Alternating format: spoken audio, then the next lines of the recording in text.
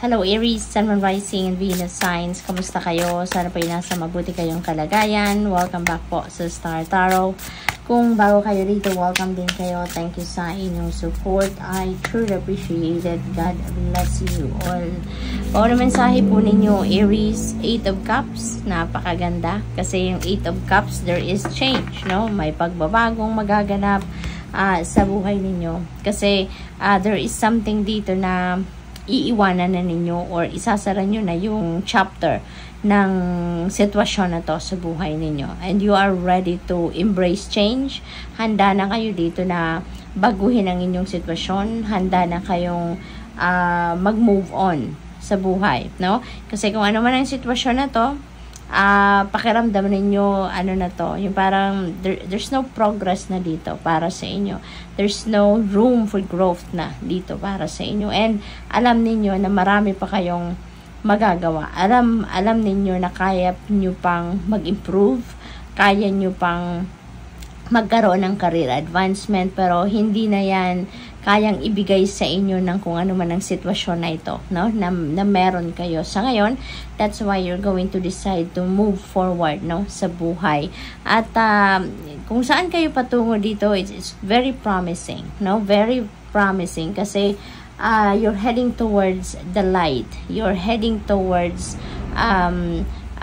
happiness. You're heading towards fulfilling your wishes dito, no? Kasi yung sunod, 'di ba, ang 8 of Cups, tapos ang sunod nito is 9 of Cups, 10 of Cups, 'di ba? So papunta kayo doon sa 9 of Cups, which is a wish fulfillment energy. Kaya kung ano man yung pupuntahan ninyo, ano man ang tatahakin ninyong daan, ang destination ninyo dito is going to be fulfillment of your wishes. Kaya napakaganda, napaka-exciting na pagbabago ito sa buhay ninyo.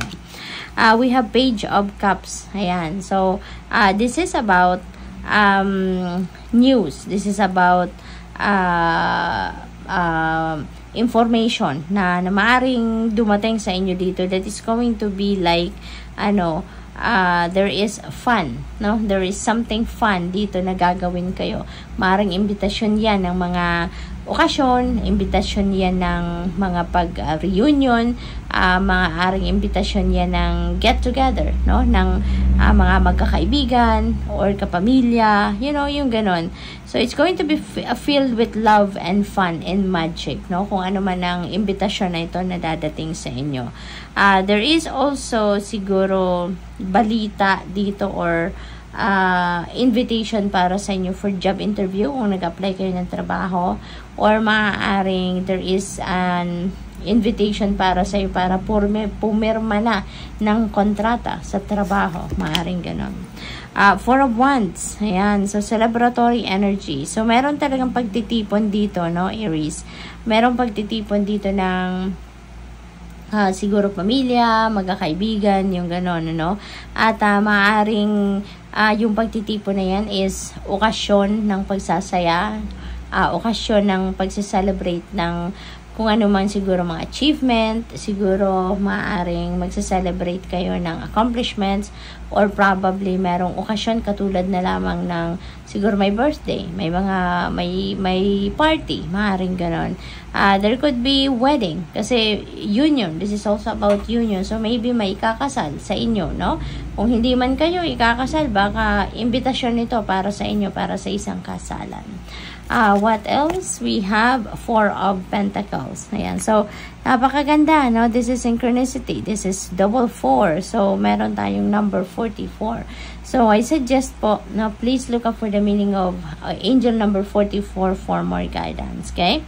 So, 4 of Pentacles naman, maaaring ang iba sa inyo dito is, saving money, no? Maaaring ang pinagkakaabalahan din ninyo dito is, establishing your financial security and stability. Maaring yun ang ginagawa ninyo dito. Nagsisave kayo for the future.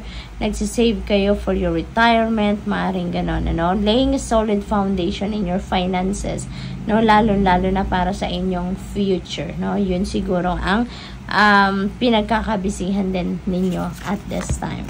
We have 3 of Pentacles. Napakaganda nito kasi there is success, no? Merong success na naghihintay sa inyo dito at the end of the journey ninyo. Kung ano man ang pagkakaabalahan ninyo at this time, Aries, papunta kayo sa pagtatagumpay. Now, there is going to be financial success dito or success sa kung ano man ang endeavor ninyo or sa kung ano man ang inyong ginagawa. You know? Kasi maaring meron kayong ditong gagawin na it could be trabaho, it could be racket, that is going to highlight your talents, your skills, your gifts, maaaring ganon.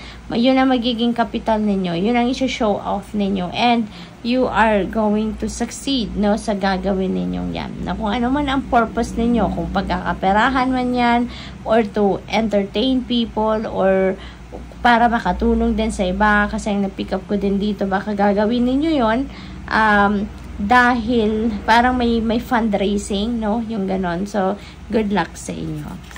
What else? We have Knight of Wands. Ayan. So, follow your intuition. Napakahalaga na sa madami ngayong gagawin ninyong kung ano-ano, pagbabago sa buhay ninyo, follow your intuition. Okay? May guidance kayo from the divine.